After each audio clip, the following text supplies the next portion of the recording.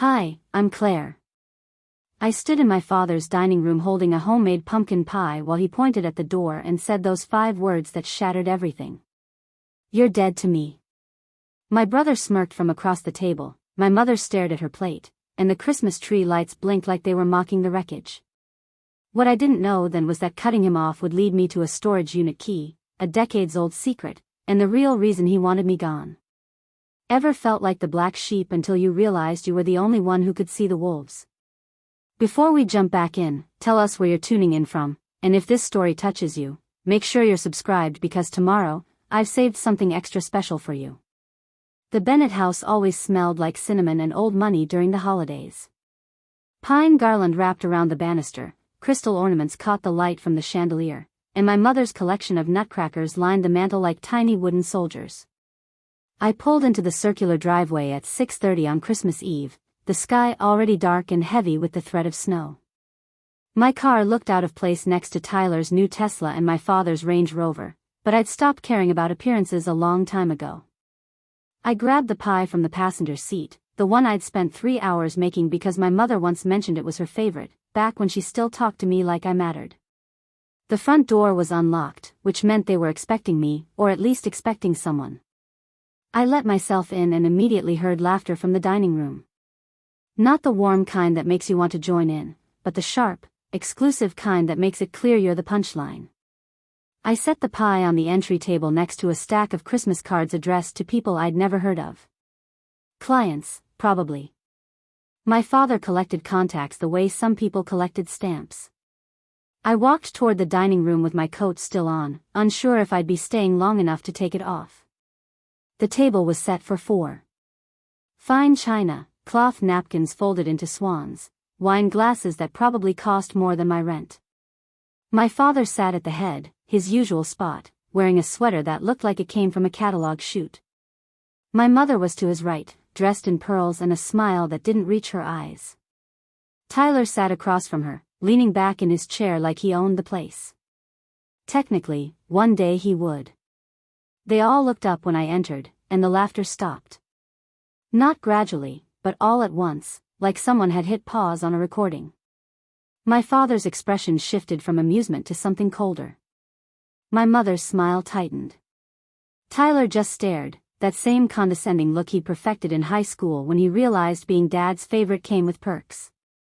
I stood there for a moment, waiting for someone to say Merry Christmas or even just hello. Instead, my father set down his wine glass and folded his hands on the table. Claire, he said, like my name was an inconvenience. You're late. I checked my phone. It was 6:32. You said 6:30, I replied, keeping my voice even.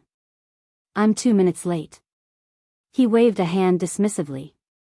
Punctuality isn't just about the clock. It's about respect.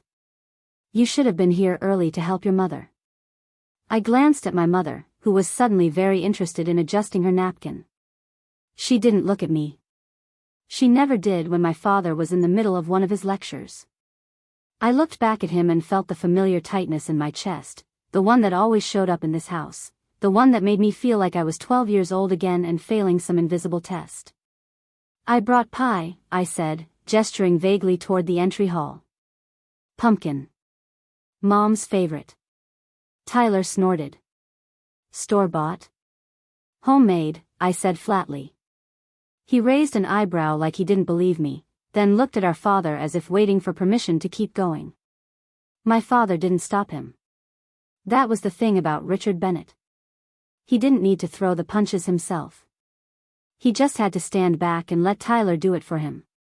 Well, my mother said quietly, trying to smooth things over the way she always did, that's very thoughtful, Claire. We can have it later. Later meant never, but I didn't argue. I pulled out the empty chair at the far end of the table, the one that felt like it was in a different time zone, and sat down. My father watched me the entire time, his jaw tight, his eyes calculating. I could feel the tension building, the kind that didn't need words yet but was already suffocating. Dinner started without ceremony. My mother passed around a platter of roasted chicken, and Tyler poured himself more wine without offering any to me. My father cut into his food with surgical precision, each movement deliberate and controlled. No one spoke. The only sounds were silverware against porcelain and the faint hum of the heating vents. I tried to eat, but my appetite had disappeared the moment I walked in. I pushed a piece of chicken around my plate and waited for whatever this was to be over. That's when my father cleared his throat, the universal signal that he was about to say something important and everyone better listen. "So, Claire," he began, setting down his fork and leaning back in his chair. "Your mother tells me you're still doing that graphic design thing." "That thing," I corrected, "is my job." He smiled, but it wasn't kind. "A job implies stability. What you're doing is a hobby that occasionally pays." Tyler chuckled under his breath. My mother looked at me with something that might have been pity, but she didn't say anything. She never did. "I've been freelancing for 3 years, I said, keeping my voice steady even though my hands were shaking under the table. "I have clients. I pay my bills." "Barely," my father said. "Tyler told me you're still in that studio apartment in Southeast. What is it, 400 square feet?" 500, I said. He waved his hand again, dismissing the distinction. "The point is, you're 32 years old and you're living like a college student. Meanwhile, your brother just closed his 3rd development deal this quarter. He's building something. You're just drifting." I looked at Tyler, who was smirking into his wine glass. Of course he'd told our father about my apartment. Of course he'd framed his success as my failure. That was how it always worked in this family. There was only room for one winner, and Richard Bennett had decided long ago who that would be. "I'm not drifting," I said quietly. "I'm building a career on my own terms." "Your own terms," my father repeated, like the phrase tasted sour. "That's the problem, Claire. You've always insisted on doing things your way, even when your way leads nowhere. You dropped out of business school to chase some creative fantasy. You turned down a position at my company. You refuse every piece of advice I give you. And now look at you. 32, single, living in a shoebox, scraping by on freelance work that could dry up tomorrow." Each word landed like a stone, heavy and deliberate. I felt my throat tighten, but I refused to cry. Not here. Not in front of him. "I'm happy," I said, though my voice cracked on the last word. "Happy," he said, almost laughing. "You think happiness matters? Happiness doesn't pay mortgages. It doesn't build legacies. It doesn't mean anything in the real world." "Richard," my mother said softly, but he cut her off with a look. "No, Diane. She needs to hear this. She's wasted enough time already." He turned back to me, and his expression hardened. "I've tried to be patient with you, Claire. I've tried to guide you, to help you see reason. But you're stubborn. You're selfish. And frankly, you're an embarrassment to this family." The room went silent. Even Tyler stopped smirking. My mother's fork clattered against her plate, but she didn't speak. My father leaned forward, his eyes locked on mine. "So here's what's going to happen," he continued. "You're going to stop pretending you're some kind of artist and get a real job. You're going to move out of that apartment and find a place that doesn't make us look like we raised a failure. And you're going to start acting like a Bennett, or you're not going to be one at all." I stared at him, my heart pounding so hard I thought it might break through my ribs. This wasn't new. He'd been tearing me down for years, chipping away at every decision I made, every dream I had. But this felt different. This felt final. "And if I don't?" I asked, my voice barely above a whisper. He leaned back in his chair, folding his arms across his chest. "Then you're dead to me." The words hung in the air like smoke. My mother gasped softly, but she didn't argue. Tyler looked down at his plate, suddenly interested in his food. My father just stared at me, waiting for me to break, to apologize, to beg him to take it back. But I didn't. I stood up slowly, my chair scraping against the hardwood floor. I looked at my mother, hoping for something, anything, but she wouldn't meet my eyes. I looked at Tyler, who shrugged like this was all very reasonable. And then I looked at my father, the man who was supposed to protect me, support me, love me, and I saw nothing but contempt. "Fine," I said. My voice was shaking, but I forced the words out. "If that's how you feel, then I'm done." I turned and walked out of the dining room, past the nutcrackers and the garland and the perfectly wrapped presents under the tree. I grabbed my coat from the closet and opened the front door, letting in a blast of cold December air. Behind me, I heard my father's voice, loud and final. "Don't come back." I didn't look back. I walked to my car, got in, and drove away from the Bennett house for what I thought would be the last time. My hands were shaking so badly I could barely grip the steering wheel. Tears blurred my vision, but I kept driving, putting as much distance as I could between me and that table, that house, that family. I didn't know where I was going. I just knew I couldn't stay there. I drove through quiet neighborhoods lit up with Christmas lights, past families gathered in living rooms, past a world that felt warm and whole while mine was falling apart. Preparing and narrating this story took us a lot of time, so if you are enjoying it, subscribe to our channel, it means a lot to us. Now back to the story. I ended up at Riverside Cafe, the only place I knew would be open on Christmas Eve. It was nearly empty, just a couple of late-night regulars and a barista who looked like she'd rather be anywhere else. I ordered a coffee I didn't want and sat in the corner booth, staring at my phone. No calls. No texts. Nothing. I thought about calling Natalie, my best friend since college, but I didn't want to ruin her Christmas with my mess. So I just sat there, alone, replaying the dinner in my head and wondering how it had come to this. That's when I noticed the envelope. It was tucked into the pocket of my coat, the one I'd grabbed on my way out. I didn't remember putting it there. I pulled it out and saw my name written on the front in handwriting I didn't recognize. Shaky, uneven letters, like someone had written it in a hurry. I opened it carefully and found a single piece of paper inside. "Claire," it read. "If you're reading this, it means I'm gone. There's something you need to know. Something your father has kept hidden for a very long time. Go to Storage Unit 47 at Powell Street Storage. The key is taped under the mailbox at the house. Don't tell anyone. Trust no one in that family. They're not who you think they are. This changes everything." It wasn't signed, but I knew the handwriting. I'd seen it on birthday cards and grocery lists and notes left on the fridge. It was my grandmother's. My father's mother. She'd passed away 6 months ago, and I hadn't been allowed to attend the funeral. My father said it was family only, which apparently didn't include me. I read the note 3 times, my heart racing. A storage unit. A hidden key. A secret my father didn't want me to know.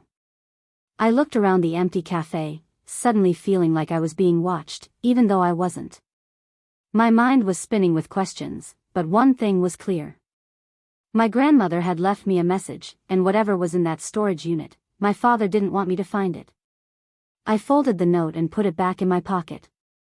Then I finished my coffee, left the cafe, and drove toward the Bennett house. It was nearly midnight now, and the lights were off. My father's Range Rover was still in the driveway, but the house was dark and silent. I parked down the street and walked up the driveway as quietly as I could, my breath fogging in the cold air. The mailbox was at the end of the driveway, a large black box with the family name printed in gold letters. I crouched down and felt under the bottom edge, my fingers brushing against metal. The key was there, just like the note said, held in place with a strip of duct tape. I pulled it free and slipped it into my pocket. As I stood up, I glanced at the house one more time. The windows were dark, the Christmas tree lights off. It looked peaceful, almost inviting. But I knew better. Whatever warmth that house once held was gone, replaced by something cold and hollow. I walked back to my car and drove away, the key heavy in my pocket and my grandmother's words echoing in my mind. This changes everything. I woke up on Christmas morning in my apartment with the key on my nightstand and a headache that felt like someone had taken a hammer to my skull. The sun was barely up, filtering through the blinds in pale strips that made the room look even smaller than it was. I'd barely slept. Every time I closed my eyes, I saw my father's face across the table, heard his voice saying those words. "You're dead to me." I kept replaying it, wondering if there was something I could have said differently, some way I could have made him see me as something other than a disappointment. But the more I thought about it, the more I realized the answer was no. Nothing I did would ever be enough for Richard Bennett because the problem wasn't me. It was him. I got out of bed and made coffee in the tiny kitchen that was barely big enough to turn around in. My apartment wasn't much. One room that served as bedroom, living room, and office all at once. A bathroom the size of a closet. A kitchenette with 2 burners and a microwave that only worked half the time. But it was mine. I'd paid for it with my own money, decorated it with my own things, built a life here that didn't require anyone's approval. My father saw it as proof of failure. I saw it as proof I could survive without him. The key sat on the counter next to my coffee mug. Small, silver, with a red plastic tag that had the number 47 written in faded marker. I picked it up and turned it over in my fingers, wondering what my grandmother had hidden away. She'd been a quiet woman, the kind who observed more than she spoke. I remembered visiting her when I was younger, before my father decided I wasn't worth his time. She'd always had a way of looking at me like she understood something no one else did. Like she saw past the surface and into the parts one kept hidden. When she died, I'd wanted to say goodbye. I'd wanted to stand at her funeral and tell her she mattered. But my father wouldn't let me. He said it was complicated, that I wouldn't understand. Now I was starting to think he just didn't want me there because she might have told me something. I finished my coffee and got dressed. Jeans, boots, a sweater that was warm enough for the weather. I grabbed my coat and the key and headed out the door. Powell Street Storage was across town, a squat gray building surrounded by chain-link fence. I'd passed it 100 times without ever thinking about it. Now it felt like the most important place in the world. The drive took 20 minutes through quiet streets. Most of the city was still asleep, nursing hangovers or opening presents with people they loved. I felt the absence of that like a physical thing, a hollow space in my chest where Christmas morning was supposed to be. But I pushed it down and focused on the road, on the key in my pocket, on the questions I needed answers to. Powell Street Storage looked exactly like every other storage place I'd ever seen. Rows of identical units with garage-style doors, security cameras mounted on poles, a small office by the entrance that was closed for the holiday. I pulled up to the gate and punched in the access code my grandmother had written on the back of the note. The gate creaked open, and I drove through, scanning the unit numbers until I found 47. It was in the back corner, away from the main road and partially hidden by a dumpster. I parked and got out, my breath visible in the cold air. The lock on the unit was old, the kind that looked like it had been there for decades. I slid the key in and it turned with a satisfying click. I grabbed the handle and pulled the door up, metal scraping against metal, revealing a space about the size of a walk-in closet. Inside were boxes. Dozens of them, stacked floor to ceiling, covered in dust and labeled with my grandmother's handwriting. I stepped inside and pulled the door halfway down behind me, leaving just enough light to see by. The air smelled stale, like old paper and forgotten things. I grabbed the nearest box and opened it. Financial records. Bank statements going back 30 years. Receipts, ledgers, investment portfolios, all organized with the kind of meticulous care that made it clear my grandmother had been preparing for someone to find this. I flipped through the pages, trying to make sense of the numbers. Some of the accounts I recognized. My father's business, his personal accounts, properties he owned. But there were others I didn't recognize. Offshore accounts in the Cayman Islands. Shell companies with names that sounded made up. Transfers of money in amounts that made my stomach turn. I set the box down and opened another one. Legal documents this time. Contracts, deeds, purchase agreements. Properties bought and sold, businesses started and dissolved. My father's name was on everything, but so were other names I didn't recognize. Partners, maybe. Or people he'd used and discarded. I kept digging, pulling out papers and laying them on the floor, trying to piece together a picture I didn't understand yet but could feel forming. Then I found the letters.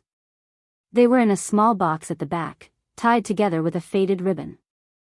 I untied it carefully and pulled out the first envelope. It was addressed to my grandmother, postmarked 25 years ago. I opened it and started reading. The letter was from a woman named Catherine Lawson. She wrote about my father, about how he'd promised to help her family save their farm, how he'd offered them a loan with reasonable terms. But when they couldn't make the payments, he'd foreclosed immediately, taking everything they had and selling it for a profit. She wrote about how her husband had fallen into depression, how they'd lost their home, how her children had to drop out of school. She begged my grandmother to intervene, to talk to her son, to make him see what he'd done. The letter ended with a single line that made my blood run cold. "Your son destroyed us, and he didn't even blink." I sat back against the wall and stared at the letter. My hands were shaking. I'd known my father was ruthless in business. Everyone did. He prided himself on being tough, on making hard decisions that other people weren't willing to make. But this wasn't tough. This was cruel. This was taking advantage of people who had no way to fight back. I opened another letter. This one was from a man named David Ortega. He'd worked for my father's company, helped him close a major development deal. My father had promised him a promotion, a partnership stake. Instead, once the deal was done, he'd fired him and kept the profits. David wrote about how he couldn't find work after that, how my father had blacklisted him in the industry, how his marriage had fallen apart under the financial strain. He didn't beg. He just stated the facts, cold and clear, and ended with a warning. He'll do it to someone else. He always does. I read through letter after letter, each one telling the same story. People my father had used, manipulated, destroyed. Families torn apart, lives ruined, all so Richard Bennett could build his empire. And my grandmother had kept every single letter, documented every single crime, stored it all away like she knew one day someone would need to see it. I pulled out my phone and started taking pictures. Every letter, every document, every piece of evidence that showed who my father really was. My hands were still shaking, but I forced myself to stay focused. This was bigger than Christmas dinner. This was bigger than me being the black sheep. This was proof that my father had spent decades hurting people, and no one had stopped him because no one had known. Except my grandmother. She'd known. And she'd kept the receipts. I was halfway through photographing the documents when I heard a car door slam outside. I froze, my heart hammering in my chest. I peeked through the gap in the storage unit door and saw a black sedan parked near the entrance. Two men in suits got out and started walking toward the units, scanning the numbers like they were looking for something specific. I ducked back inside and pulled the door down as quietly as I could, leaving just a crack to see through. The men were getting closer. They weren't security. Security didn't wear suits like that. These were private, the kind of people you hire when you want something done quietly. I grabbed my phone and texted Natalie. At Powell Street Storage. Two men looking for me. Don't know who they are. If something happens, check Unit 47. I hit send and shoved the phone in my pocket. Then I grabbed as many of the most important documents as I could carry and stuffed them into my bag. The letters, the financial records, anything that proved what my father had done. The men were close now. I could hear their footsteps, slow and deliberate, stopping at each unit to check the number. I looked around for another way out, but there wasn't one. Storage units don't have back doors. I was trapped. The footsteps stopped right outside Unit 47. I held my breath, pressing myself against the wall, trying to make myself as small as possible. A shadow fell across the crack in the door. Someone was standing right there, inches away. I could hear them breathing.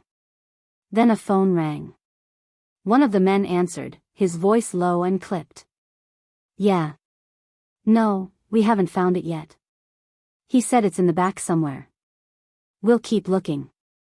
There was a pause, then the footsteps moved away. They were checking the wrong units. They didn't know which one it was. Not yet. I waited until I couldn't hear them anymore, then I carefully pushed the door up just enough to slip out. I kept low, moving along the row of units toward my car. My heart was pounding so hard I thought they'd hear it. I reached my car, got in, and started the engine as quietly as I could. The men were 2 rows over, their backs to me. I put the car in reverse and eased out of the parking spot, my hands gripping the wheel so tight my knuckles turned white. I made it to the gate and punched in the exit code. The gate started to open, slow and agonizing. I glanced in the rearview mirror and saw one of the men turn around. He saw me. Our eyes met for a split second, and then I hit the gas. I peeled out onto the street, tires squealing, and didn't stop until I was 10 blocks away. My hands were shaking so bad I had to pull over. I sat there in a random parking lot, my heart racing, trying to process what had just happened. Someone knew about the storage unit. Someone had sent men to find it. And the only person who would do that was my father. My phone buzzed. Natalie. Are you okay? What's going on? I typed back. I'm fine. Need to see you. Can I come over? Her response was immediate. Of course. I'm home. I drove to Natalie's apartment in Northeast Portland, checking the rearview mirror every few seconds to make sure I wasn't being followed. By the time I got there, my nerves were shot. Natalie opened the door before I even knocked, took one look at my face, and pulled me inside. What happened? She asked, closing the door and locking it behind me. I dumped my bag on her couch and pulled out the letters, the documents, everything I'd taken from the storage unit. I told her about Christmas dinner, about the note from my grandmother, about the storage unit and the men in suits. I told her everything, the words spilling out in a rush like if I didn't say them all at once I'd lose my nerve. Natalie listened without interrupting, her expression shifting from concern to shock to anger. When I finished, she sat down on the couch and stared at the pile of papers like they might bite her. Claire, she said slowly, this is insane. Your father ruined all these people? I nodded. And my grandmother knew. She kept records of everything. I think she was waiting for the right time to expose him, but she died before she could. Natalie picked up one of the letters and read it, her jaw tightening. So what are you going to do? I don't know, I admitted. I mean, I have proof. But proof of what? That he's a terrible person? That he's hurt people? It's not like any of this is illegal. Unethical, sure. But not illegal. Natalie shook her head. Some of this has to be illegal. Shell companies? Offshore accounts? That's not just unethical. That's fraud. I hadn't thought of that. I pulled out my phone and started Googling. Tax evasion. Money laundering. Fraud. The more I read, the more I realized Natalie was right. My father hadn't just been ruthless. He'd been criminal. And my grandmother had documented all of it. We need a lawyer, Natalie said. Someone who knows this stuff. Someone who can look at these documents and tell us what we're dealing with. I know someone, I said. My grandmother mentioned a lawyer in one of her notes. Frank Donovan. She said he was the only person she trusted. Natalie looked at me.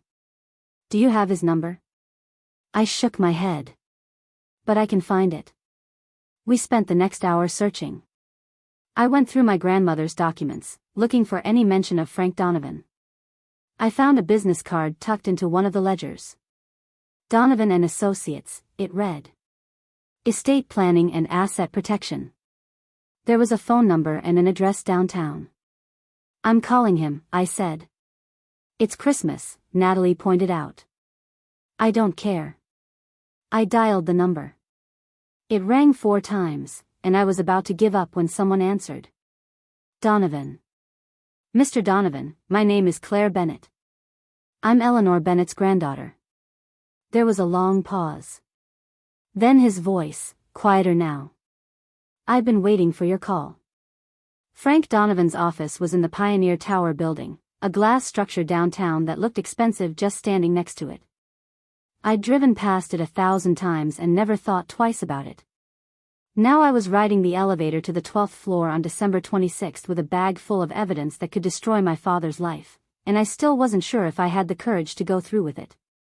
Natalie stood beside me, her arms crossed, her jaw set in that determined way she got when she was preparing for a fight. She'd insisted on coming with me, said I shouldn't do this alone. I was grateful. I wasn't sure I could have walked through those elevator doors by myself. The elevator dinged and the doors slid open to reveal a reception area with leather chairs and abstract art on the walls. A woman sat behind the desk, older, maybe in her 60s, with silver hair pulled back in a neat bun.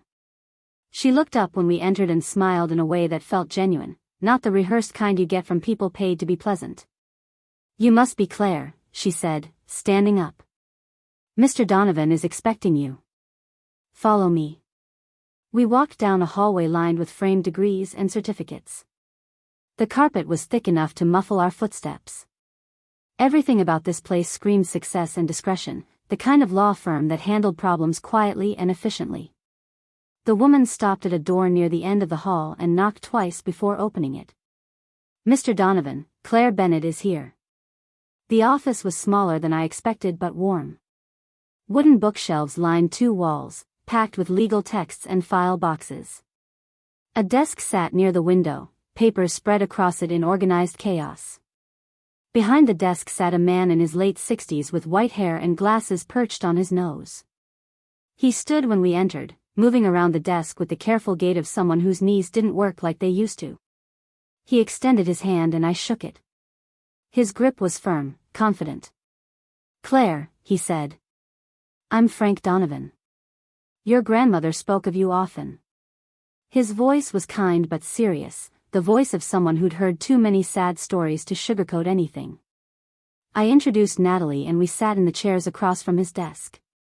He settled back into his own chair and folded his hands on the desk, studying me with sharp gray eyes that missed nothing. "I'm sorry for your loss," he said. Eleanor was a remarkable woman. Sharp as a tack until the very end. When she called me 6 months ago and told me about the storage unit, I knew something was coming. I just didn't know when. "She left me a note," I said, pulling it from my bag and handing it across the desk. "And the key. I went to the storage unit yesterday. There are boxes of documents. Letters from people my father hurt. Financial records. Offshore accounts. Things I don't fully understand but I know aren't right." Frank took the note and read it slowly, his expression unchanging. Then he set it down and looked at me. "How much do you know about your father's business practices?" "Not much," I admitted. He never talked about work around me. I wasn't part of that world. But the letters in the storage unit, they paint a pretty clear picture. He ruined people. Took their homes, their businesses, their lives. And he didn't care. Frank nodded slowly. "Eleanor came to me about a year before she died. She said she'd been watching Richard for decades, documenting everything he did. She knew he was engaging in fraud, tax evasion, possibly money laundering. But she didn't know how to stop him. He's her son. That kind of thing tears a person apart. So she just collected evidence?" Natalie asked, leaning forward. "For what? To expose him after she died?" Frank shook his head. "She wanted to protect Claire. She knew Richard was planning something that would cut Claire out completely. She wanted to make sure Claire had leverage if it ever came to that. And based on what you've told me, it sounds like that moment has arrived." I thought about Christmas dinner, my father's words echoing in my head. "You're dead to me." He'd been planning this. Maybe not the exact timing, but the sentiment. He'd been waiting for an excuse to cut me off, to erase me from the family like I'd never existed. And my grandmother had known. She'd seen it coming and left me a way to fight back. "What do we do?" I asked. "I have the documents. I have proof. But I don't know what any of it means or how to use it." Frank leaned back in his chair, his fingers steepled in front of his face. First, we need to go through everything. Every document, every letter, every financial record. We need to build a timeline, understand the scope of what we're dealing with. Then we need to determine what's actionable. Some of this might be civil. Some of it might be criminal. We won't know until we dig in. He paused, studying me carefully. But I need to ask you something, Claire. Are you prepared for what comes next? If we move forward with this, it's going to get ugly. Your father will fight back. Your family will take sides. Your name will be dragged through the mud. People will call you vindictive, greedy, ungrateful. They'll say you're doing this for money or revenge. Are you ready for that? I looked at Natalie, who nodded encouragingly. Then I looked back at Frank. I didn't ask for any of this. I didn't want to be cut off from my family. I didn't want to find out my father is a criminal. But I can't pretend I don't know. And I can't let him keep hurting people just because he's my father. Frank smiled, a small, approving smile. That's what Eleanor said you'd say. Over the next week, I spent every day in Frank's office. We spread the documents out across a conference table and went through them one by one. Financial records that showed money moving through shell companies, transferred offshore, hidden from tax authorities. Letters from victims detailing how my father had manipulated them, lied to them, destroyed them. Legal contracts with clauses buried in fine print designed to trap people who didn't know better. The deeper we dug, the worse it got. Frank brought in an accountant, a woman named Linda Chen who specialized in forensic accounting. She took one look at the financial records and whistled low. "This is sophisticated," she said, running her finger down a column of numbers. Whoever set this up knew what they were doing. Multiple layers, shell companies in different jurisdictions, transfers time to avoid detection. Your father didn't do this alone. He had help. Who? I asked. She shook her head. Hard to say without more information. Could be an accountant, a lawyer, someone in finance. But whoever it is, they're good. And they're still active. Some of these transfers are recent. Within the last 6 months. That caught my attention. So he's still doing it? Even now? Linda nodded. Unless he stopped in the last few weeks, yeah. He's still moving money. Frank leaned back in his chair, his expression grim. That's good for us. If he's still active, it means we can catch him in the act. It also means there's a paper trail we can follow. Linda, I need you to trace these accounts. Find out where the money's going, who's handling it, and how long it's been happening. She nodded and started making notes. This is going to take time. Maybe a few weeks. We have time, Frank said. Claire, I need you to do something for me. I need you to reach out to some of the people who wrote those letters. Find out if they're willing to talk. We need witnesses. We need testimony. Documents are great, but juries respond to people. If we can get even a few of them to come forward, it strengthens the case exponentially. I felt my stomach twist. These were people my father had destroyed. People who'd lost everything. And I was supposed to call them up and ask them to relive it? To drag themselves through the pain all over again just so I could take down my father? I know it's hard, Frank said gently. But these people deserve justice. And you might be their only chance to get it. I nodded, swallowing the lump in my throat. Okay. I'll do it. That night, I sat in my apartment with a list of names and phone numbers. 23 people who'd written to my grandmother, pouring out their stories of betrayal and loss. I stared at the list for a long time, trying to find the courage to pick up the phone. Finally, I dialed the first number. It rang 4 times before someone answered. A woman's voice, tired and wary. Hello? Hi, my name is Claire Bennett. I'm calling because you wrote a letter to my grandmother, Eleanor Bennett, about 20 years ago. It was about my father, Richard Bennett. There was a long silence. Then the woman's voice, harder now. What do you want? I want to help, I said. I found your letter. I found a lot of letters. And I'm gathering evidence to hold my father accountable for what he did. I know it's been a long time, and I know this is probably the last thing you want to talk about, but I need to know if you'd be willing to share your story. Another long silence. Then she laughed, but it wasn't a happy sound. You think anyone cares? Your father ruined us 20 years ago and no one did a damn thing. Why would now be any different? Because now I have proof, I said. Documents, financial records, everything. And I have a lawyer who thinks we can build a case. But we need people like you. People who can show what he did, the real impact of his actions. She didn't respond right away. I could hear her breathing on the other end of the line, weighing her options. Finally, she spoke. I'll think about it. Give me a few days. That's all I'm asking, I said. Thank you. I hung up and stared at the list. 22 more calls to go. By the end of the week, I'd reached out to everyone on the list. Some didn't answer.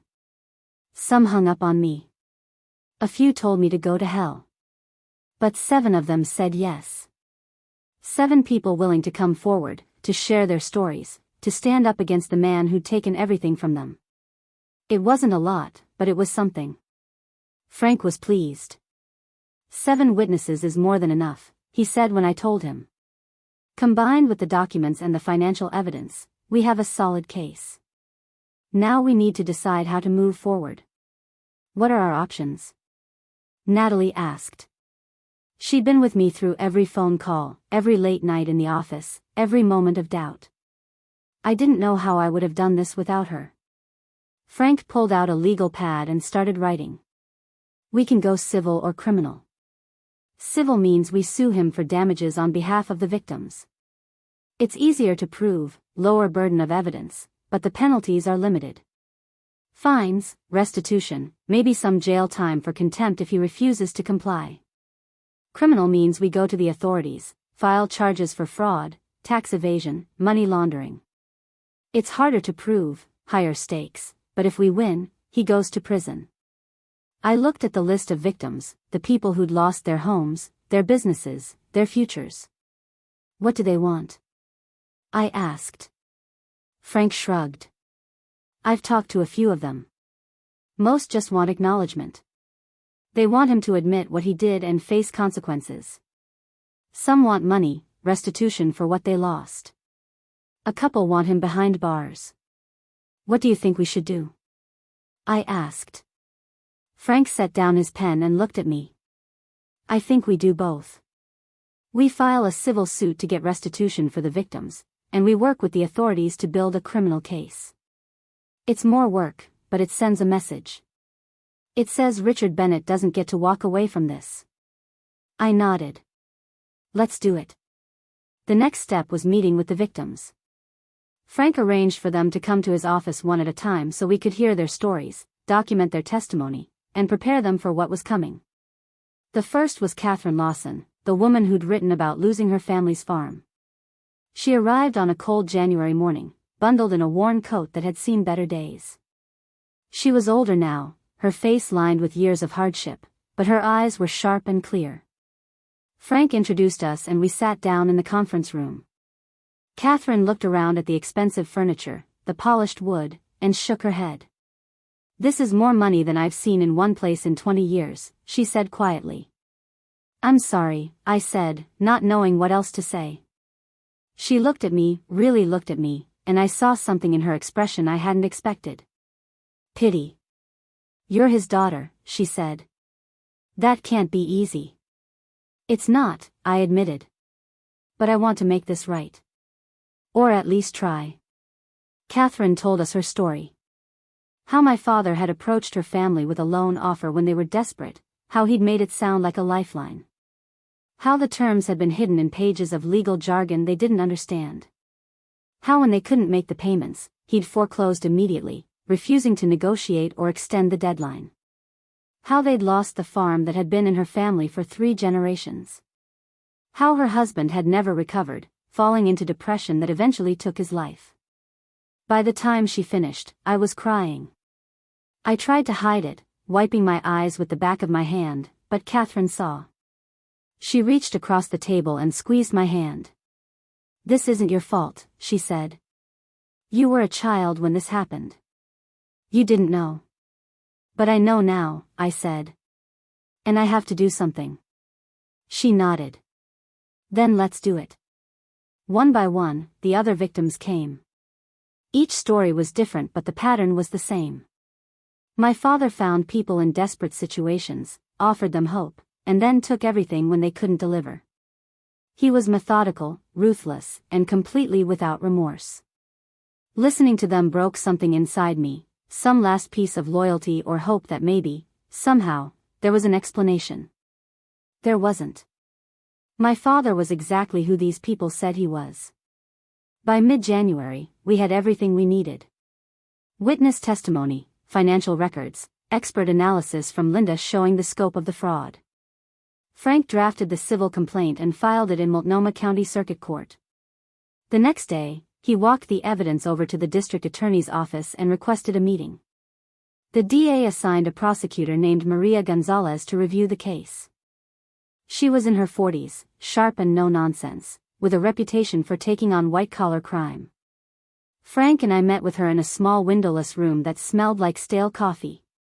She spent 2 hours going through the documents, asking questions, taking notes. When she finished, she leaned back in her chair and looked at me. "This is solid," she said. "Really solid. If even half of this holds up, your father is looking at serious charges. Tax evasion, wire fraud, money laundering. We're talking federal crimes. Years in prison if convicted." My stomach flipped. Years in prison. My father. The man who'd raised me, who'd taught me to ride a bike and helped me with my homework before everything went wrong. The man who'd told me I was dead to him. "Are you okay?" Maria asked, studying my face. I nodded, even though I wasn't sure. "I just need to know he can't do this to anyone else." She smiled, a thin, determined smile. "That's what we're here for." The news broke 3 days later. Local developer Richard Bennett sued for fraud and facing criminal investigation. The story ran in the Oregonian with a photo of my father looking stern and untouchable. Within hours, it was everywhere. Local news, social media, industry blogs. People started coming forward with their own stories, people we hadn't even known about. The comment sections filled with anger, support, speculation. My phone started ringing non-stop. Reporters, old friends, people I hadn't talked to in years. I ignored all of it. Natalie showed me the headlines while we sat in her living room, my phone buzzing on the coffee table. "You did this," she said quietly. "You exposed him." I didn't feel victorious. I felt hollow. "This is just the beginning," I said. "He's going to fight back." I was right. 2 days after the lawsuit was filed, I got a call from my mother. I almost didn't answer, but something made me pick up. "Claire," she said, her voice tight and strained. "What have you done?" "I told the truth," I said. "That's all. You've destroyed this family. Your father is beside himself. Tyler won't even speak to me. How could you do this?" "How could I?" I repeated, anger rising in my chest. "How could he? He ruined people, Mom. He stole from them. He lied to them. He destroyed their lives and he didn't care." "That's business," she said, like it was the most obvious thing in the world. "You don't understand how things work." "Then explain it to me," I said. "Explain how it's okay to take someone's home. Explain how it's okay to drive someone to suicide. Explain how any of this is acceptable." She was silent for a long moment. Then she said, "You need to drop this lawsuit. If you do, your father might consider letting you back into the family." I laughed, a sharp, bitter sound. "I don't want back in. I'm done." I hung up before she could respond. My hands were shaking. Natalie put her arm around me and I leaned into her, letting the tears come. I'd known this would be hard. I just hadn't realized how much it would hurt. The confrontation I'd been dreading arrived on a Tuesday morning in late January. Frank called me at 7 in the morning, his voice clipped and urgent. Your father's lawyers filed a motion to dismiss. They're claiming the documents were obtained illegally and that your grandmother didn't have the authority to keep them. We have a hearing scheduled for Friday. I need you there. I showed up to the courthouse wearing the only suit I owned, a navy blue number I'd bought for job interviews years ago that still fit but felt like a costume. Natalie came with me, dressed in black slacks and a blazer, looking more put together than I felt. We met Frank in the hallway outside the courtroom. He was talking to Maria Gonzalez, the prosecutor, both of them reviewing notes and speaking in low tones that suggested the situation was more complicated than I'd hoped. What's going on? I asked as we approached. Frank looked up, his expression serious. Your father hired Thomas Brennan. He's one of the best defense attorneys in the state. Very aggressive, very good at poking holes in cases. He's going to argue that the documents are inadmissible because they were taken from a private storage unit without proper authorization. But my grandmother left them to me, I said. She gave me the key. She wanted me to have them. That's what we'll argue, Maria said. But Brennan is going to claim she wasn't of sound mind when she made that decision. He'll bring up her age, her health conditions, anything to suggest she didn't know what she was doing. My stomach twisted. They were going to attack my grandmother. The one person in that family who'd actually cared about me, who'd tried to protect me, and they were going to tear her apart to save my father. Can they do that? Natalie asked. They can try, Frank said. But we have evidence that she was lucid and competent. Medical records, testimony from her doctors, the fact that she organized these documents over decades with clear intent. We'll fight it. The courtroom doors opened and people started filing in. I saw my father immediately. He stood near the front with his legal team, 3 lawyers in expensive suits clustered around him like a protective barrier. He looked calm, composed, every inch the successful businessman who'd done nothing wrong. Tyler stood beside him, arms crossed, glaring at me with pure contempt. My mother sat in the second row, her face pale and drawn, refusing to meet my eyes. We took our seats on the opposite side of the aisle. The distance between us felt like a canyon. Frank arranged his papers on the table while Maria settled in beside him. I sat behind them with Natalie, my hands folded in my lap, trying to look more confident than I felt. The judge entered and everyone stood. Judge Patricia Walsh was in her late 50s with steel gray hair pulled back in a severe bun and a no-nonsense expression that suggested she'd heard every excuse and wasn't interested in hearing them again. She sat, we sat, and the hearing began. Thomas Brennan stood first.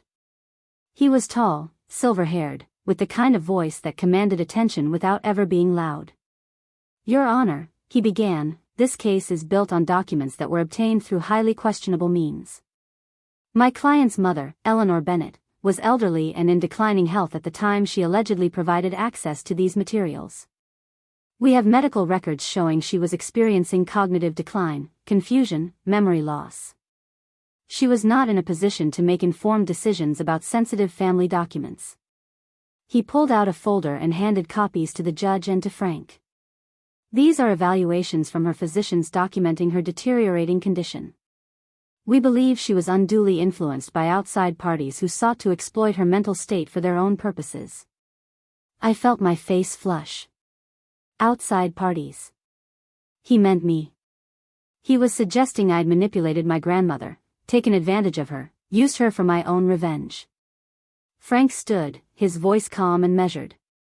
Your Honor, we have our own medical documentation showing that Mrs. Bennett was sharp and coherent up until her death. She was evaluated by 3 separate physicians who found no evidence of cognitive impairment. Furthermore, the documents in question were collected and organized over a period of 30 years.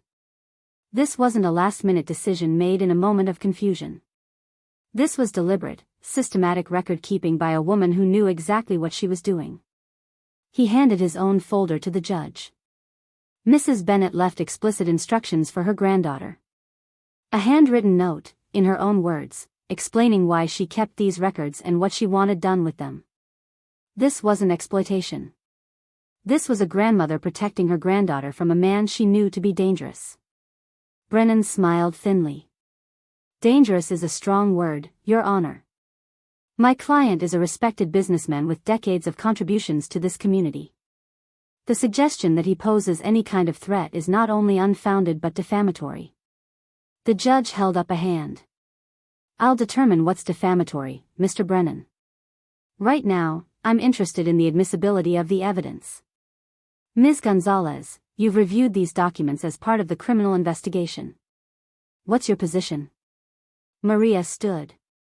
Your Honor, the documents are authentic and relevant. We've had forensic accountants verify the financial records. We've contacted multiple individuals referenced in the correspondence. Everything checks out. Whether or not Mrs. Bennet had the legal right to retain these documents is a separate question from whether they're truthful. And the truth is, they paint a clear picture of systematic fraud spanning decades. Brennan cut in.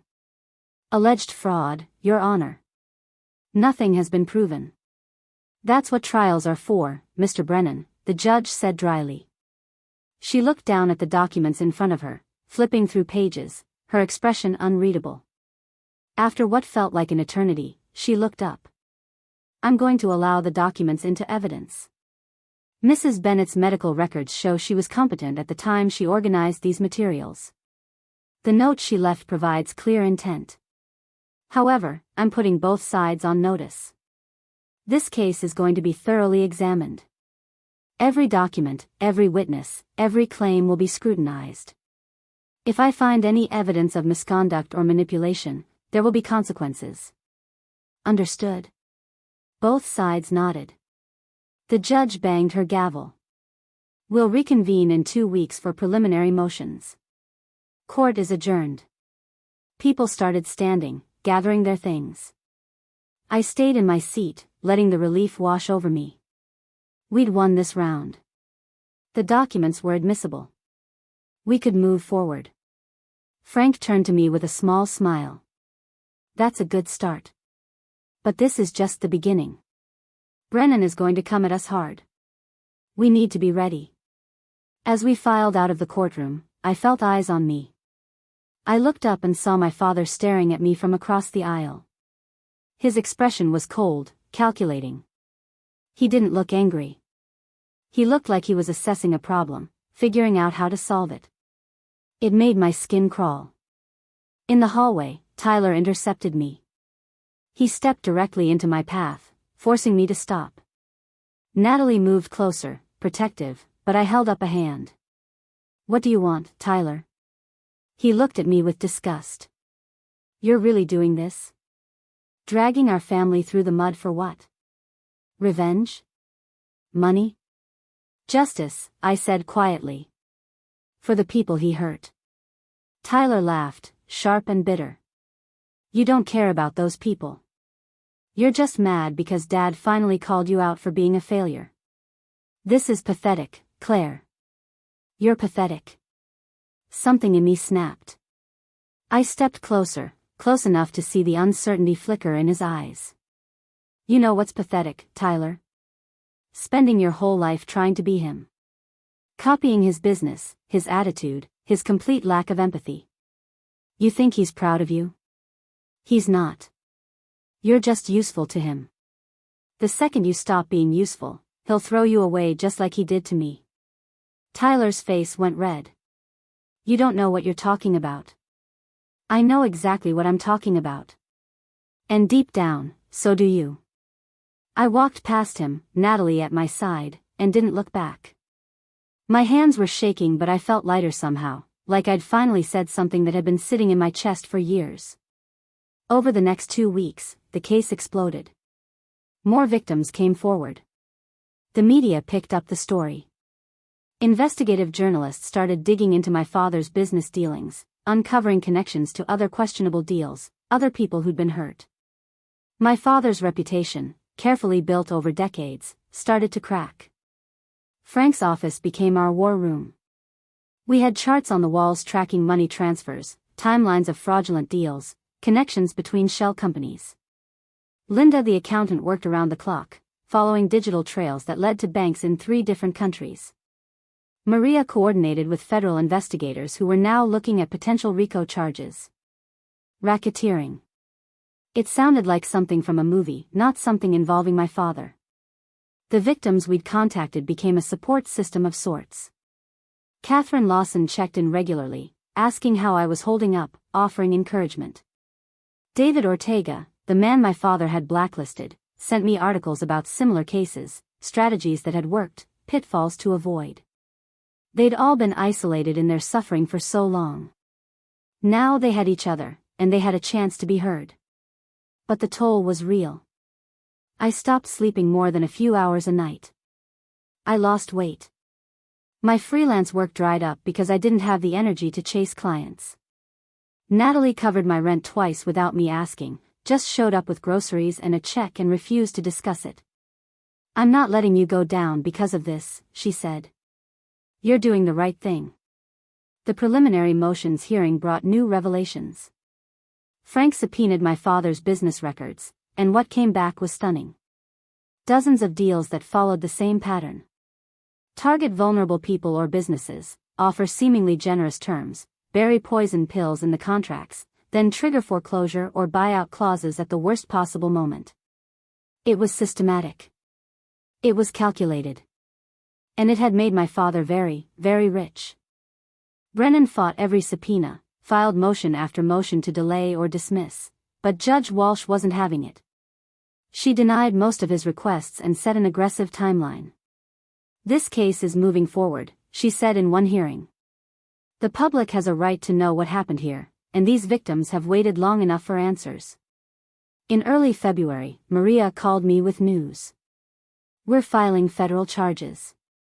Wire fraud, tax evasion, money laundering, and conspiracy.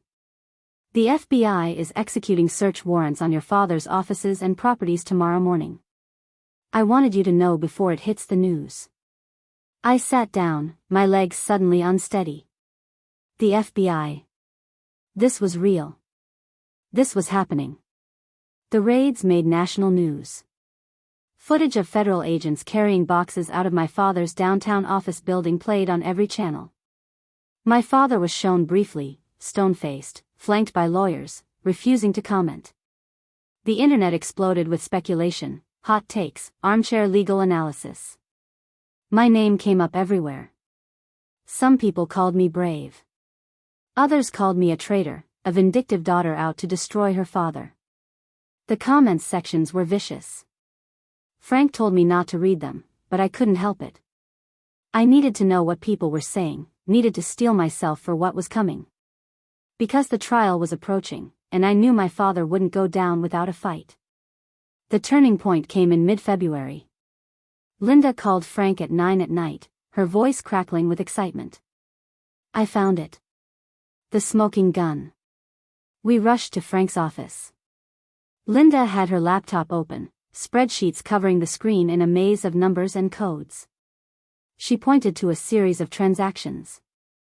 "This is an account in the Cayman Islands, registered to a shell company called Cascade Holdings. Your father is the sole beneficiary.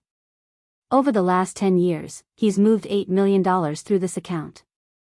The money comes from foreclosure sales, business acquisitions, properties flipped after forced buyouts.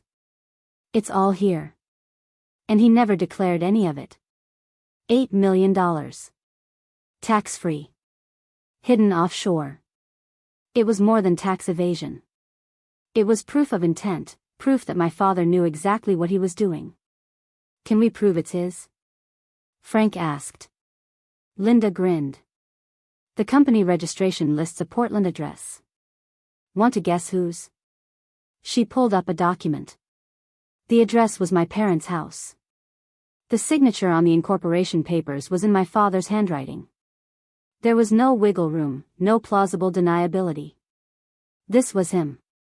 Frank leaned back in his chair, a rare smile crossing his face. "This is it.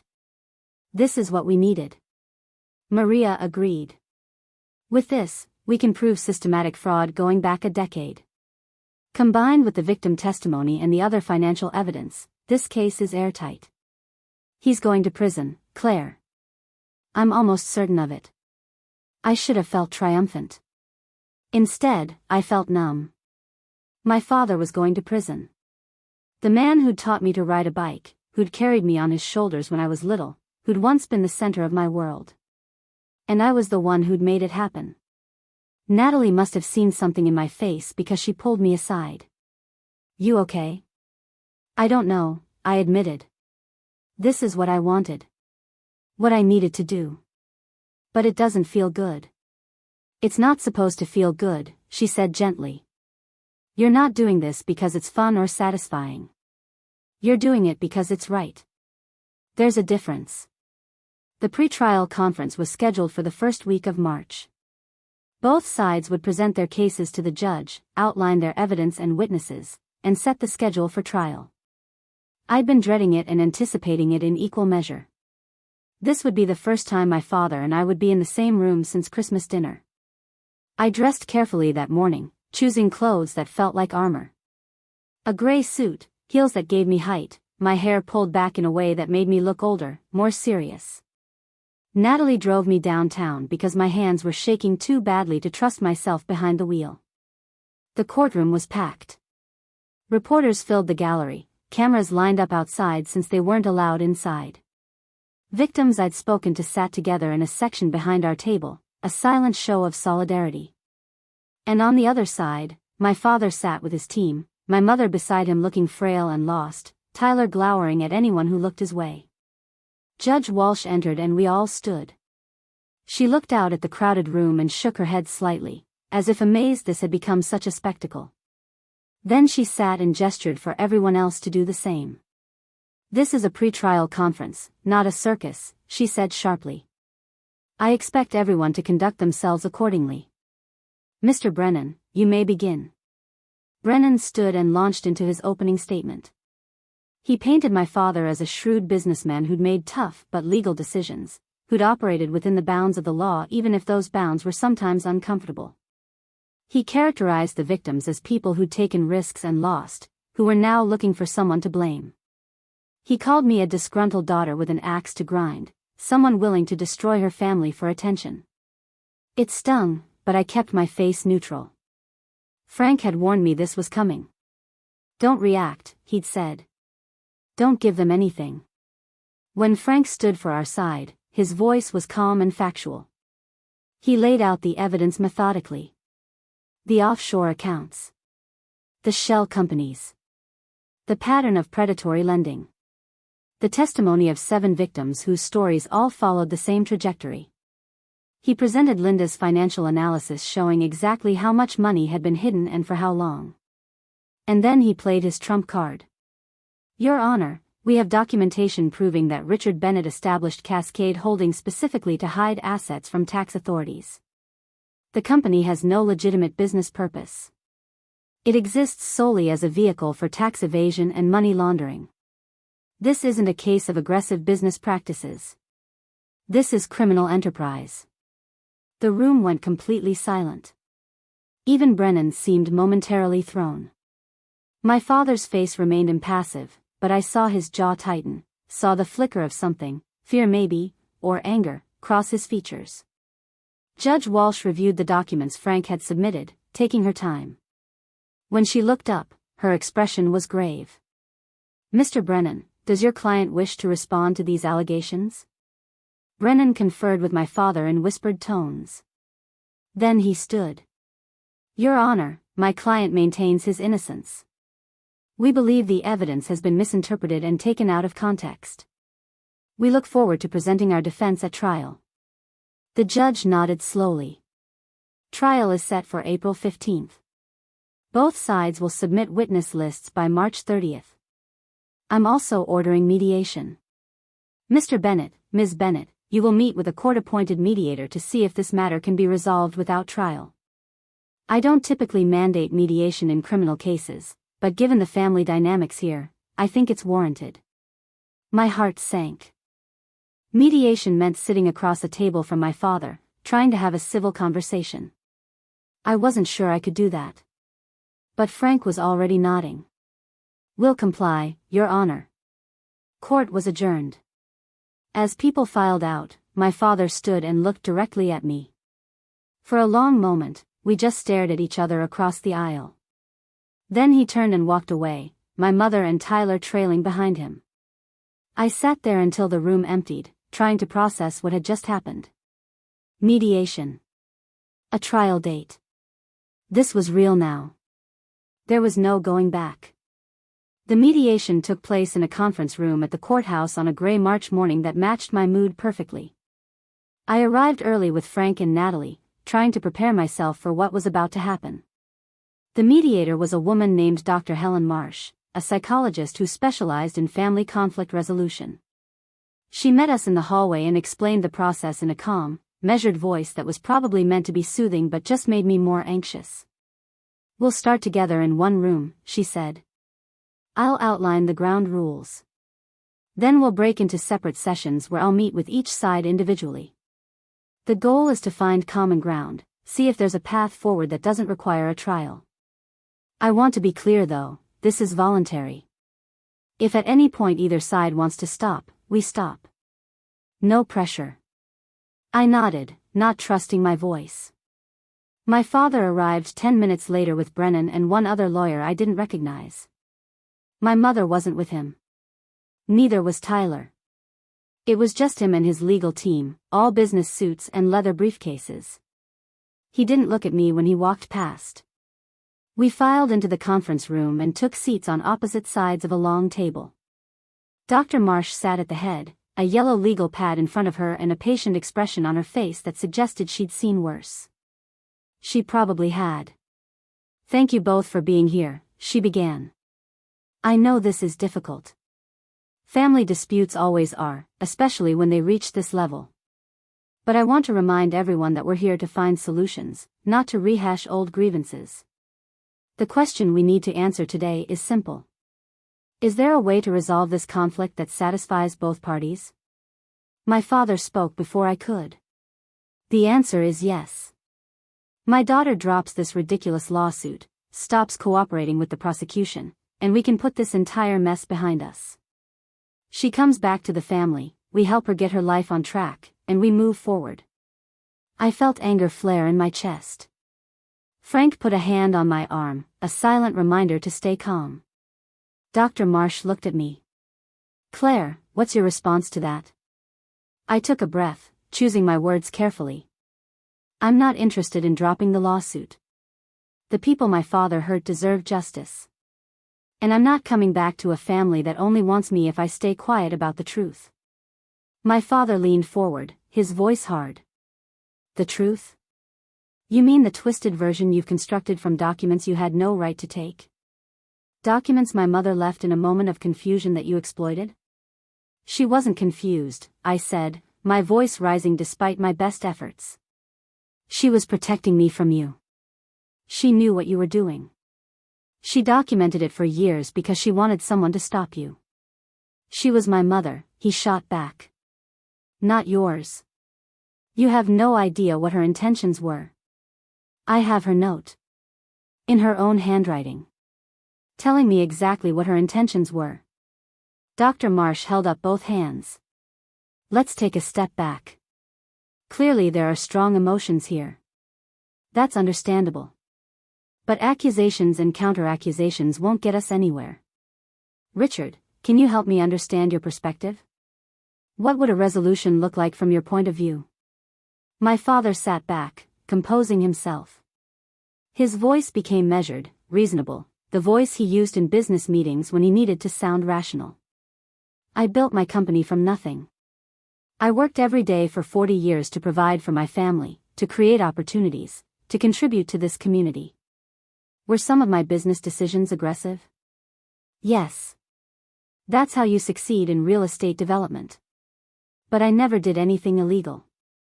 The offshore accounts were set up by accountants for legitimate tax planning purposes. The deals that people are complaining about were all conducted with proper legal contracts.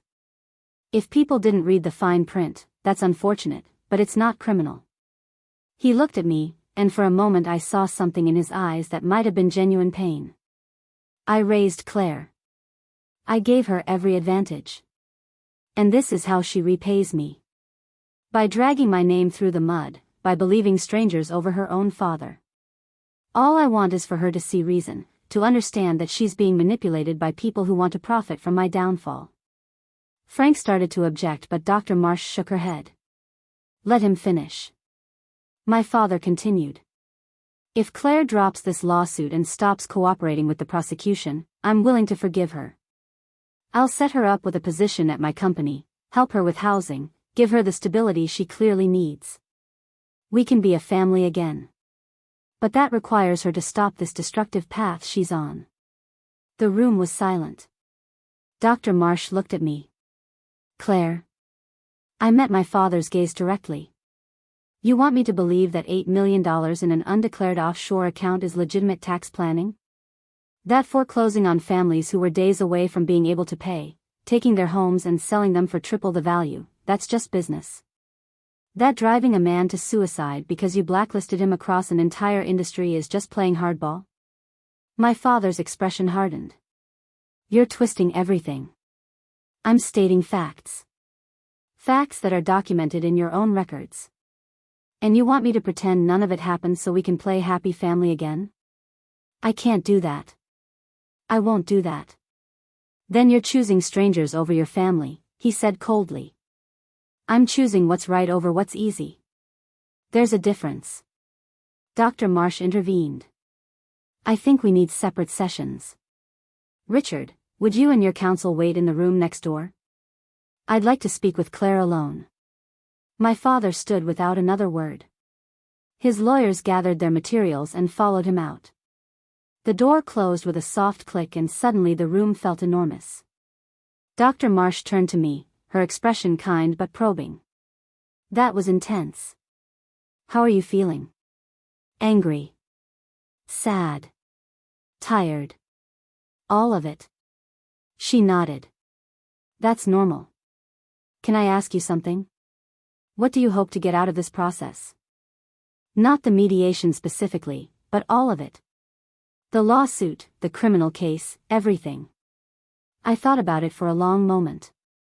I want the people he hurt to know that what happened to them mattered. That someone saw it and cared enough to do something. I want him to face consequences for his actions.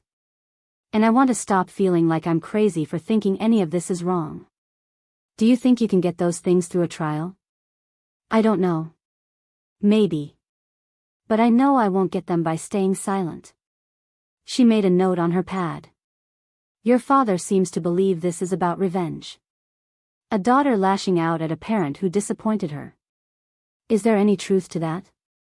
Of course there's some truth to it. He's my father. He was supposed to love me, support me, be proud of me. Instead, he told me I was dead to him because I wouldn't live my life according to his plan. That hurts. It will always hurt. But this isn't about that pain. This is about stopping him from hurting anyone else. Dr. Marsh studied me for a moment. I believe you. And I think you need to know that this isn't going to end the way you might hope. Even if you win, even if he's convicted and goes to prison, you're not going to get closure. Families don't work that way. The hurt will still be there. I know, I said quietly. But at least the hurt will mean something. She met with my father next while Frank and I waited in the original conference room. Natalie had gone to get coffee and came back with 3 cups and a look that said she'd rather be anywhere else. We sat in silence, drinking bad coffee and watching the clock tick forward. When Dr. Marsh came back an hour later, she looked tired. She sat down heavily and folded her hands on the table. I've spoken with both sides. I'm going to be honest with you. I don't see a path to resolution here. Your father is unwilling to acknowledge any wrongdoing. He views this situation as a betrayal that can only be fixed by you capitulating entirely. You're unwilling to back down because you believe, rightly in my professional opinion, that serious harm was done and needs to be addressed. Those positions are incompatible. So we go to trial, Frank said. Dr. Marsh nodded. I'll file my report with the court. I'm sorry I couldn't help you find another way. We left the courthouse into weak afternoon sunlight. My father was already gone, his Range Rover pulling out of the parking garage as we emerged. I watched it disappear around a corner and felt something settle in my chest. Certainty, maybe. Or just resignation. Either way, I knew what came next. The weeks leading up to trial were a blur. Frank prepared me for testimony, running through questions over and over until I could answer without crying. Maria coordinated with federal prosecutors who were building their own case parallel to ours. The victims we'd gathered came to Portland for prep sessions, each one reliving their trauma so it could be packaged into testimony a jury would understand. Catherine Lawson was particularly strong. She'd been through this before, fighting her foreclosure in court years ago and losing. This time felt different, she told me one afternoon while we sat in Frank's conference room. This time we have someone who believes us. The media attention intensified. Reporters camped outside my apartment building until my landlord threatened to evict me for causing a disturbance. I moved in with Natalie temporarily, sleeping on her couch and trying to maintain some semblance of normal life. My freelance work had completely dried up. No one wanted to hire the woman who was suing her own father, who'd become a polarizing figure in the local news cycle. Money got tight. Really tight. I sold my car to pay bills. Frank was working pro bono, but there were still costs, filing fees and expert witnesses and administrative expenses. Catherine and the other victims started a crowdfunding campaign to help cover costs. It raised $12,000 in 2 weeks, money from strangers who believed in what we were doing. I cried when I saw it. Tyler tried to contact me once, a text message late at night. "Mom's not doing well. She's asking for you." I stared at the message for a long time before deleting it. I'd reached out to my mother twice since Christmas, both times trying to explain why I was doing this. Both times she'd hung up on me. If she wanted to talk now, she knew how to reach me. The trial began on April 15th under a cloudless spring sky that felt like a mockery of the darkness we were about to wade through. The courthouse steps were packed with reporters, cameras, and protesters. Some held signs supporting me, calling for justice and accountability. Others called me a traitor, a disgrace, worse things I tried not to read. Police kept the two groups separated. Inside, the courtroom was arranged like a theater. The gallery was full, every seat taken. Judge Walsh had allowed cameras for the opening statements only, after which they'd be removed. The jury box was empty, ready to be filled with 12 people who would decide my father's fate. Jury selection took 2 days.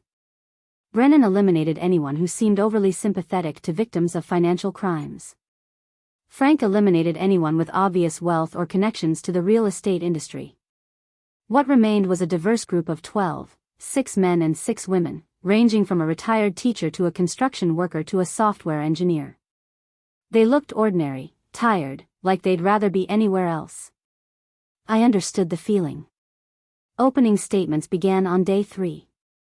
Brennan went first, painting my father as a self-made success story, an immigrant son who built an empire through hard work and determination. He acknowledged that some business decisions had been difficult, that some people had been hurt, but insisted everything was legal and above board. He called the case a witch hunt driven by a vindictive daughter and opportunistic victims looking for a payday. Then Frank stood. He didn't raise his voice. He didn't need to. He simply told the story, methodically and clearly. Richard Bennett targeted vulnerable people. He used complex contracts they didn't understand. He foreclosed without mercy. He hid millions in offshore accounts. And when his own mother tried to document his crimes, he called her confused and tried to discredit her. This isn't business. This is predation. And it ends today. The prosecution called witnesses one by one. Catherine Lawson testified about losing her family farm, her voice breaking when she described finding her husband's body after he'd taken his own life. David Ortega explained how being blacklisted destroyed his career and his marriage. Others told similar stories, each one adding another layer to the picture of systematic abuse. My father's lawyers cross-examined aggressively, trying to poke holes in memories and timelines, suggesting the witnesses were unreliable or motivated by money. But the stories held up. They were too consistent, too detailed, too painful to be fabricated. "We did it," she whispered. "We actually did it."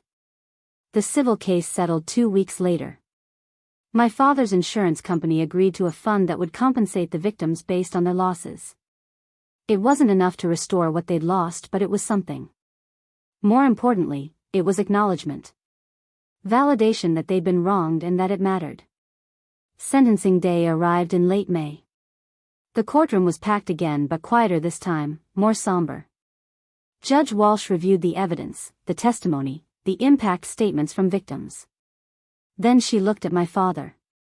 "Mr. Bennett, you abused your position, your knowledge, and your resources to systematically exploit vulnerable people for personal gain.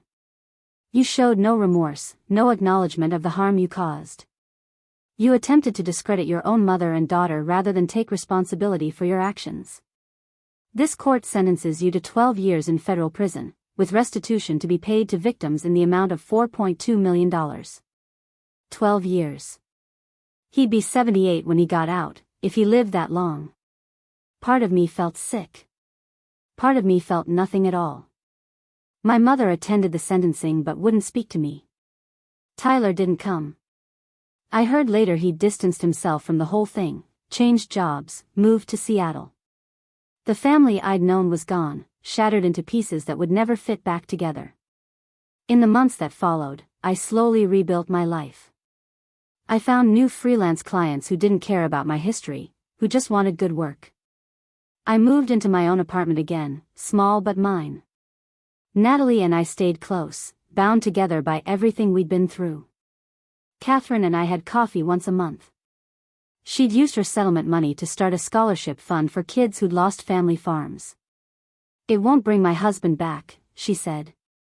"But maybe it can help someone else's family survive." I started speaking at legal conferences about family whistleblowing and victim advocacy. It was uncomfortable at first, being public about what happened, but it felt important. Other people reached out with their own stories, their own struggles with family members who'd hurt them or others. I realized I wasn't alone. A year after the trial, I went back to the Bennett house. My mother had put it up for sale. I walked through empty rooms full of memories, both good and terrible. In the dining room where Christmas dinner had exploded, I stood at the spot where I'd sat and heard those words. "You're dead to me." But I wasn't dead. I was standing. I was surviving. I was building something new from the wreckage. I left the house for the last time and got in my car. The sky was that perfect Oregon blue that makes you forget winter ever happened. I drove back to Portland, to my apartment, to my life. The one I'd chosen. The one I'd fought for. My father's conviction didn't erase the hurt or heal the scars. But it proved that silence isn't the only option when someone you love does terrible things. It proved that family isn't an excuse for evil. And it proved that sometimes the black sheep is the only one who can see clearly. I still think about that Christmas dinner sometimes. Wonder what would have happened if I'd just stayed quiet, accepted his verdict, disappeared from his life without fighting back. I'd probably still have a family. But I wouldn't have myself. And in the end, that's what mattered. Not his approval or forgiveness. Not the house or the money or the Bennett name. Just the certainty that when I looked in the mirror, I could recognize the person staring back. That person had fought for something bigger than herself. Had stood up when it was easier to sit down. Had chosen what was right over what was comfortable. She was stronger than I ever knew I could be. And she was finally, truly free. Up next, you've got 2 more standout stories right on your screen. If this one hit the mark, you won't want to pass these up. Just click and check them out.